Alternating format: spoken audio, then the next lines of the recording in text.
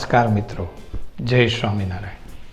મિત્રો, આપણે ધોરણ 12 વાણિજ્ય વ્યવસ્થાની અંદર ચોથા ચેપ્ટરમાં અભ્યાસ કરી રહ્યા છીએ વ્યવસ્થા તંત્રનું માળખું. મિત્રો, વ્યવસ્થા તંત્રના માળખું એટલે કે વ્યવસ્થા તંત્રના પ્રકારમાં બે પ્રકારો, રૈખિક વ્યવસ્થા તંત્ર અને કાર્ય અનુસાર વ્યવસ્થા તંત્રનો અભ્યાસ કરી ચૂક્યા છીએ. આજે આપણે ત્યાર પછીના બે વ્યવસ્થા તંત્રોનો અભ્યાસ કરવાના છીએ. પરંતુ એ પહેલાં આપ સર્વેને વિનંતી કરું કે આપ જો હજી સુધી આ ચેનલને સબસ્ક્રાઈબ ન કરી હોય તો ચોક્કસ સબસ્ક્રાઈબ કરી લો અને બાજુમાં રહેલા બેલ આઇકોન પર ક્લિક કરો અને એમાં ઓલ સિલેક્ટ કરો, જેથી કરીને આપના અભ્યાસ માટેના આવા બીજા નવા જે કંઈ વિડીયો અપલોડ થશે એની આપને જાણ તરત જ નોટિફિકેશન આવી જશે. સાથે સાથે મિત્રો, કોમેન્ટની અંદર ચોક્કસ તમને જો આ વિડીયોની અંદર સમજૂતી મળી હોય, સમજ મળી જતી હોય અને વિડીયો ગમતો હોય તો કોમેન્ટ અવશ્ય કરો અને સાથે સાથે લાઈક પણ કરો. બીજા મિત્રોને પણ શેર કરજો, જેથી કરીને એમને પણ આ બાબતને માહિતી મળે. તો મિત્રો, હવે શરૂ કરીએ વ્યવસ્થા તંત્રનો ત્રીજો પ્રકાર, વૈધિક વ્યવસ્થા તંત્ર. વૈધિક વ્યવસ્થા તંત્ર એટલે શું? તો કે એકમના સંચાલકો દ્વારા નિશ્ચિત ધ્યેયને સિદ્ધ કરવા માટે વ્યક્તિ અને કાર્ય વચ્ચેના સંબંધોનું જે વિધિસર માળખું બનાવે છે તેને રૈખિક વ્યવસ્થા તંત્ર કહે છે. તો ભારાપ્ય શબ્દો પર વ્યક્તિ અને કાર્ય વચ્ચેના સંબંધોનું જે વિધિસર, કયા વ્યક્તિએ કયું કાર્ય કરવું છે અને ક્યારે કરવાનું છે, કઈ વ્યક્તિને જવાબદાર છે, આનું વિધિસર એટલે કે લેખિત સ્વરૂપમાં જે માળખું તૈયાર થાય છે આને કહેવાય છે વૈધિક વ્યવસ્થા તંત્ર. આ પ્રકારના વ્યવસ્થા તંત્રમાં કાર્યની જવાબદારી નિભાવવા માટે જરૂરી સત્તા સોંપાય છે અને જે સત્તાની સોંપણી અંગેની ઉપરી અને તાબેદાર બંને આનાથી સુસ્પષ્ટ રીતે જાણમાં હોય છે. એટલે કે કયો વ્યક્તિ મારો સત્તાધીશ છે અને કયો વ્યક્તિ મારો તાબેદાર છે એની દરેકને ખ્યાલ હોય છે. તો આ થયું વૈધિક વ્યવસ્થા તંત્ર, જે સંપૂર્ણપણે નિયમોને આધીન તૈયાર થાય છે. તો મિત્રો, હવે જોઈએ વૈધિક વ્યવસ્થા તંત્રની લાક્ષણિકતાઓ. લાક્ષણિકતાઓમાં પહેલી લાક્ષણિકતા છે કે આ માળખું એ વૈધિક માળખું છે. શા માટે વૈધિક માળખું છે? તો કે નામ જ વૈધિક વ્યવસ્થા તંત્ર છે. નિશ્ચિત ધ્યેયને સિદ્ધ કરવા માટે સંચાલકોનો સભાનતાપૂર્વક આ માળખાની રચના કરે છે, એટલે કે વૈધાનિક માળખાની રચના કરે છે. માટે આ માળખું એ વૈધિક માળખું છે. બીજું લક્ષણ છે કે વૈધિક માળખું અપરિવર્તનશીલ છે. બીજી લાક્ષણિકતા એ છે કારણ કે ઉપરી અધિકારીએ એક વખત આ જે માળખાની રચના કરી એ માળખામાં પછી પરિવર્તનને કોઈ અવકાશ નથી. પરિણામે આવા માળખાઓ એટલે કે વૈધિક માળખું છે એમાં પરિવર્તન થતું નથી. કર્મચારીઓનું સ્થાન એકવાર જે નિશ્ચિત થઈ ગયું એ એમનું કન્ટિન્યુઅસલી એ જ સ્થાન પર એણે કામ કરવાનું હોય છે. ભાગ્યે જ ક્યારેક એમાં થોડું ઘણું પરિવર્તન થતું હોય છે. એટલે એમ કહેવાય કે આ વ્યવસ્થા તંત્ર એ પરિવર્તનશીલ નથી, એટલે કે અપરિવર્તનશીલતા ધરાવે છે. ત્રીજું, સત્તાની સોંપણી જે છે એ રેખિક વ્યવસ્થા તંત્ર જેવી છે. એટલે કે ઉપરથી નીચે, ઉપર જે વહીવટી વિભાગમાં એટલે કે ઉચ્ચ અધિકારી જનરલ મેનેજરની ઉપર કોઈ સંચાલક હોય તો એ સંચાલક મંડળથી શરૂ કરીને નીચેની તરફ સત્તાની સોંપણી થાય છે. એટલે કે સત્તાઓ પણ ઉપરથી નીચે તરફ વહન કરે છે. ચોથું વિચારીએ, ચોથું લક્ષણ એમનું મોટું કદ. વ્યવસ્થિત વ્યવસ્થા તંત્ર માળખાનું કદ બહુ મોટું હોય છે. કારણ કે વૈદિક વ્યવસ્થા તંત્રની રચના ત્યાં થાય છે કે જ્યાં બહુ મોટા પ્રમાણમાં એકમનું કદ હોય અને એવી જગ્યાએ સંચાલક મંડળથી શરૂ કરીને કામદાર સુધી સત્તા સોંપણીઓ થતી હોય છે. એટલે કદ પણ મોટું, એમ વ્યવસ્થા તંત્રના માળખાનું કદ પણ એના હિસાબે મોટું થાય છે. ત્યારબાદ ચોક્કસ સંબંધો. પછીનું લક્ષણ છે પાંચમું, ચોક્કસ સંબંધો. કોણ કોના જવાબદાર છે એ વૈદિક વ્યવસ્થા તંત્રમાં અગાઉથી જ નક્કી કરી દેવામાં આવ્યું હોય છે. પરિણામે કયો અધિકારી કોનો સત્તાધીશ છે અને કયો અધિકારી કયા અધિકારીનો તાબેદાર છે એ જે નક્કી થાય છે એના આધારે ચોક્કસ સંબંધો પ્રસ્થાપિત થાય છે. તો આ વૈદિક વ્યવસ્થા તંત્રમાં ચોક્કસ પ્રકારના સંબંધો પ્રસ્થાપિત થાય છે. ત્યારબાદ નેક્સ્ટ છે માહિતી સંચાર. માહિતી સંચાર પણ વૈદિક પ્રકારના માર્ગો દ્વારા જ થાય છે. વૈદિક, હવે આપણે એમ થાય કે વૈદિક પ્રકારના માર્ગો દ્વારા એટલે શું? તો કે સામાન્ય રીતે આ વ્યવસ્થા તંત્રની અંદર મૌખિક માહિતી સંચાર ઓછો થતો જોવા મળે છે. એમાં ઉપરી અધિકારી લેખિત સ્વરૂપે એમના તાબેદાર અધિકારીને માહિતી આપે છે અને એ ઉત્તરોત્તર નીચે સુધી વહન થાય છે. એવી જ રીતે કામદાર પણ કોઈ પણ પ્રકારની માહિતી ઉપરી અધિકારી સુધી પહોંચાડવી હોય તો એ પણ લેખિત સ્વરૂપે પોતાના ઉપરી અધિકારીને એમ કરતાં આગળ વધે છે. એ ઉપરાંત મુખ્ય અધિકારી જે છે અથવા જનરલ મેનેજર છે એ સીધો જ કામદારોને ડાયરેક્ટ માહિતી સંચાર કરી શકે છે, પણ એ પણ લેખિત સ્વરૂપે હોઈ શકે અથવા તો એ પોતે જ જાતે જઈને રૂબરૂ આપી શકે છે. પરંતુ મેં કીધું એમ મૌખિક સ્વરૂપે વૈદિક વ્યવસ્થા તંત્રની અંદર માહિતી સંચાર ઓછો થાય છે. માહિતી સંચારના ઘણા બધા સાધનો છે, ટેલિફોનિક છે, અત્યારે તો સોશિયલ મીડિયાની અંદર તમે જાણો છો એમ વોટ્સઅપ, આવા ઘણી બધી એપ્લિકેશનો દ્વારા માહિતી સંચાર થઈ શકે છે. પરંતુ જ્યારે ટેકનોલોજીનો ઉપયોગ થવા માંડે છે ત્યારે જેમ પેલું લેખિત સ્વરૂપની નોટિસ છે એમ માની લો કે કોઈ સોશિયલ મીડિયાનો ઉપયોગ થતો હોય, કોઈ સોશિયલ એપ્લિકેશનનો ઉપયોગ થતો હોય તો એની અંદર પણ ઉપરી અધિકારી પોતાની તાબેદારોને કોઈ માહિતી, માર્ગદર્શન કંઈ પણ આપવું હોય તો એ આપી શકે છે. તો આમ વૈદિક રીતે જ માહિતી સંચાર થાય છે. તો આ થયા વૈદિક વ્યવસ્થા તંત્રના 6 લક્ષણો. કયા કયા?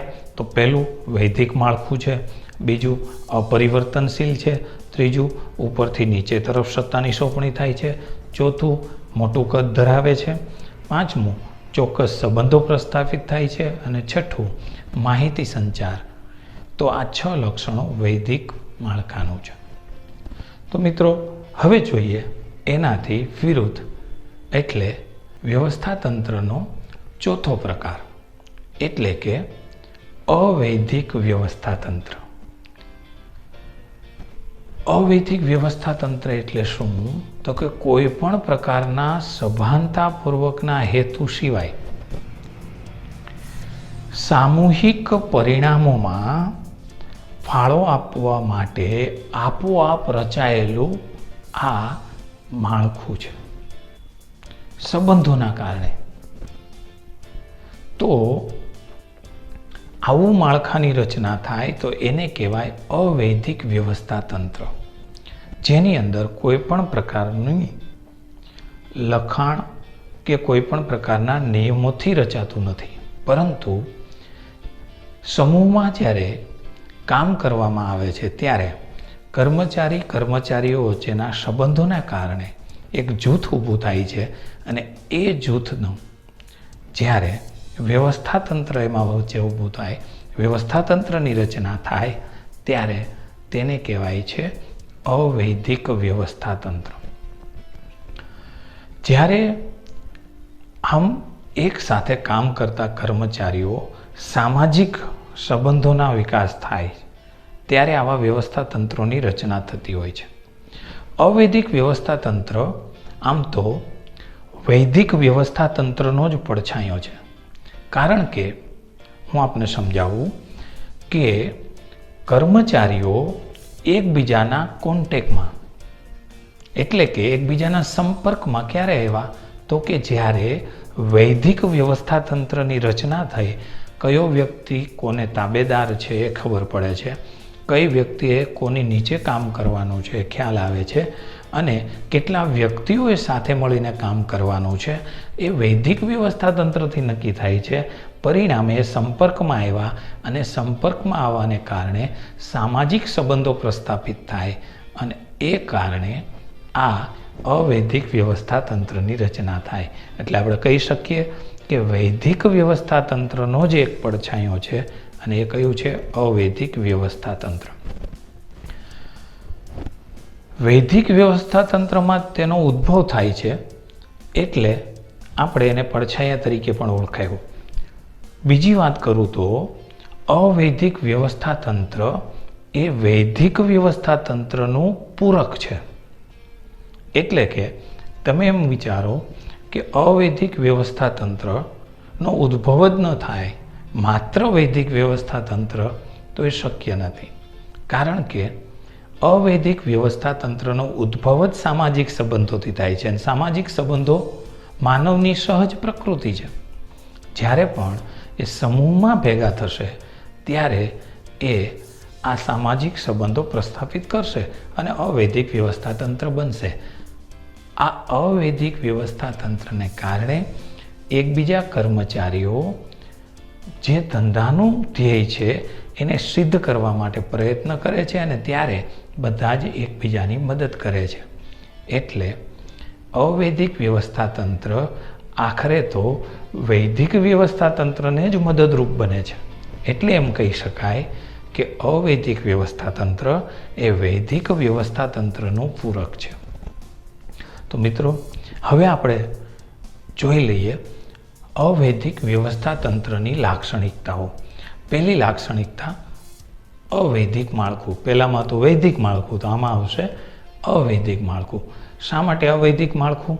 તો કે કોઈ પણ પ્રકારના નીતિ નિયમો વગર સ્વૈચ્છિક રીતે એક જ હેતુને સિદ્ધ કરવા, જ્યારે એક સમાન લાગણીઓ, અભિરુચિ, ટેવ, માન્યતા, આના કારણે વ્યક્તિ વચ્ચે સામાજિક સંબંધો પ્રસ્થાપિત થાય અને એના કારણે આ વ્યવસ્થાતંત્ર ઊભું થાય છે.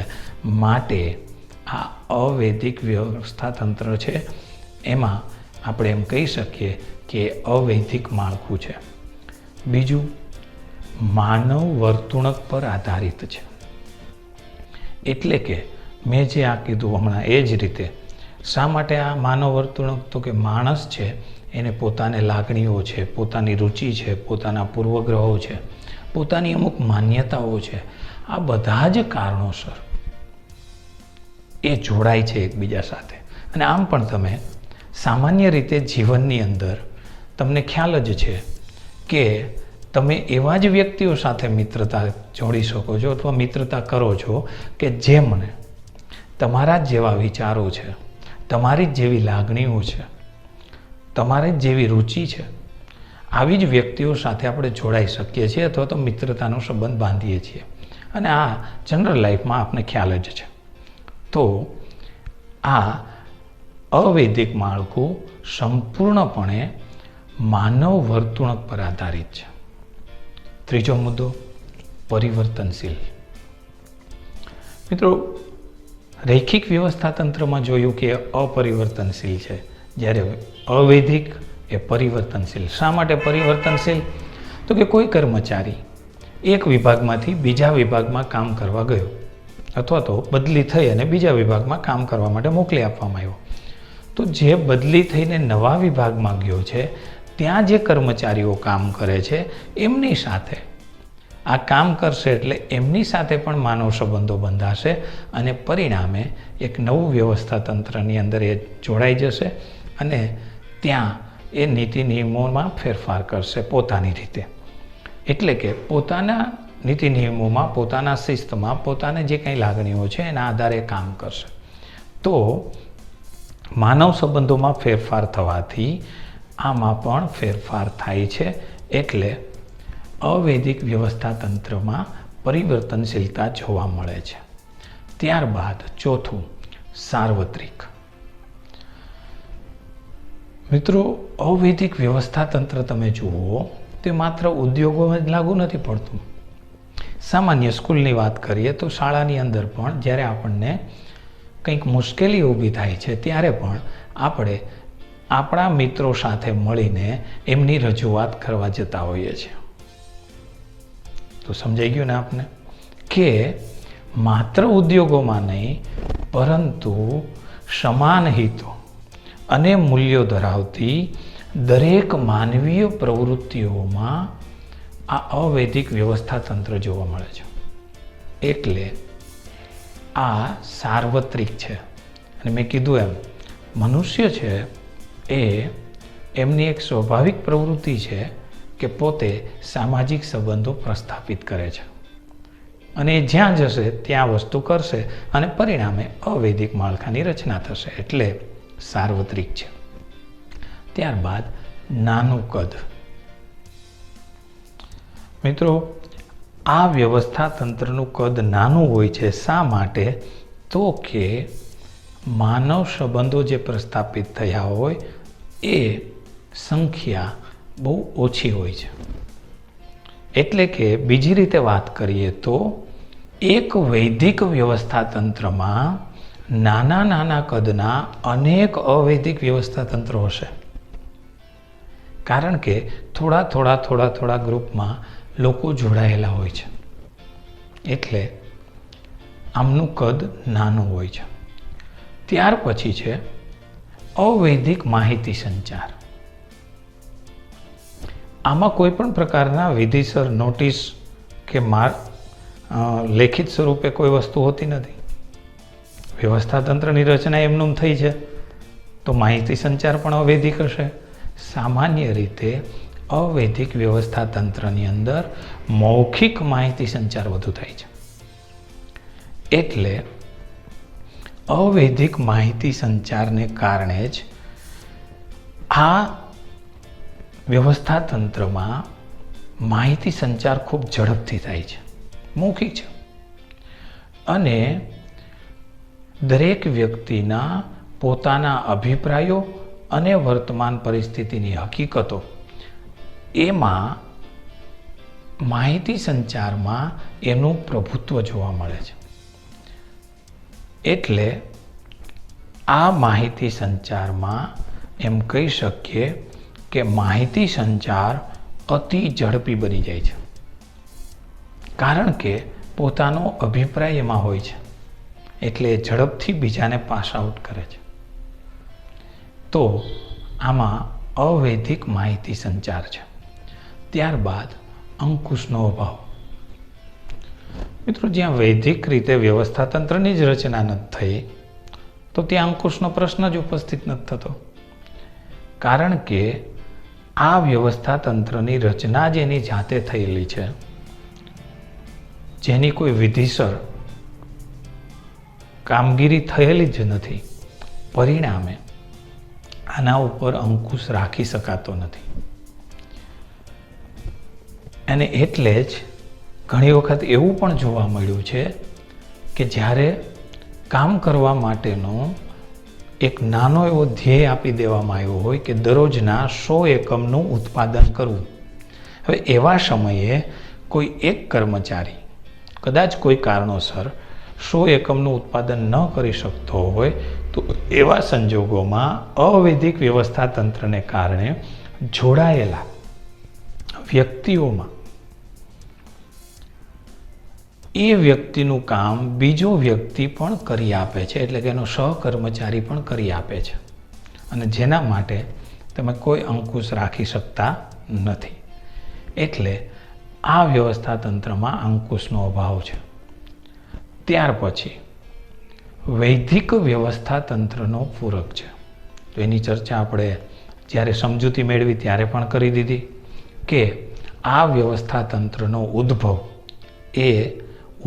થવાનું કારણ જ વૈધિક વ્યવસ્થા તંત્ર છે, માટે એ વૈધિક વ્યવસ્થા તંત્રનું પૂરક છે.